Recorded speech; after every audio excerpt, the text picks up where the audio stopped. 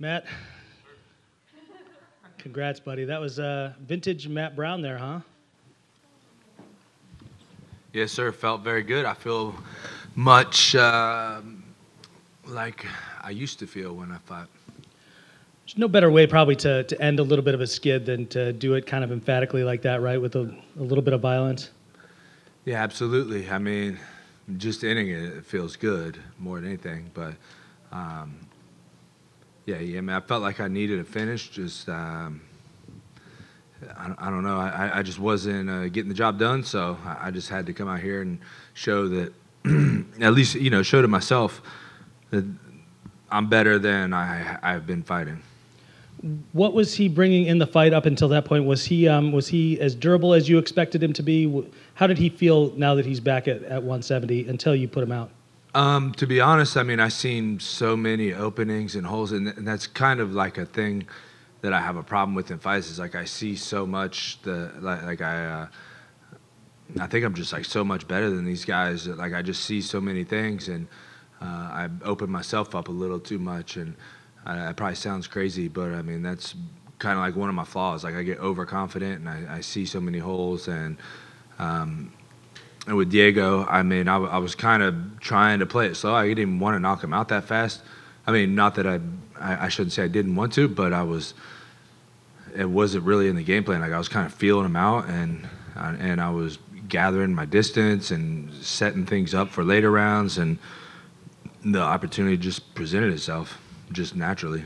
During the skid, during the kind of the rough times, what kept you going? What kept you coming back in there each time to give it one more shot? Because I'm a fighter, and you can't hold me down like that. It takes way more than a beating to hold me down. When we talked a few days ago, you said, you know what, I got to see how I feel on November 12th, talk it over with the family, spend the holidays, things like that, and then figure out whether or not you're going to hold to the retirement talk. But after things went your way and the way that they went tonight, do you have any kind of inkling how you might decide? Well, I guess it's November 12th now, so time to start talking about it, huh? I guess I meant the nighttime of November 12th.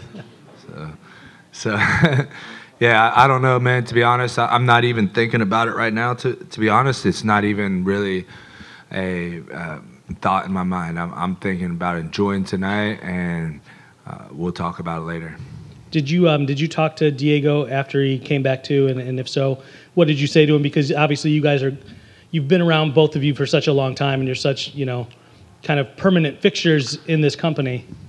Yeah, I told him, I said, man, I got more respect for you than anybody in the game, and that's a fact. That's true, man. I actually picked Diego to be champion way back in the day when he was in the UFC. I thought he would beat BJ Penn when he fought for that title.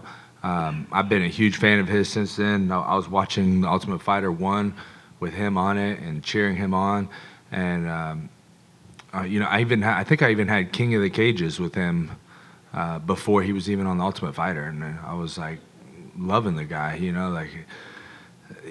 so I can't say enough good things about Diego. There's nobody else I would less rather do it to. And then one more on the sort of retirement maybe talk, but have you gotten a sense from other fighters and guys that you train with about how they feel about whether or not you should stick around, and especially in the immediate aftermath of such an emphatic win like that? I've definitely had more people tell me not to retire than to retire. That's for sure. But to be honest, I mean, nobody other than me and my family really has any bearing on that. I'm close friends, so I'm not even going to allow anybody else's opinions to get into my mind like that. Cool. Thanks, man. Congrats on the win. Thank you. Any other questions? Oh. Right. Okay. Thank you.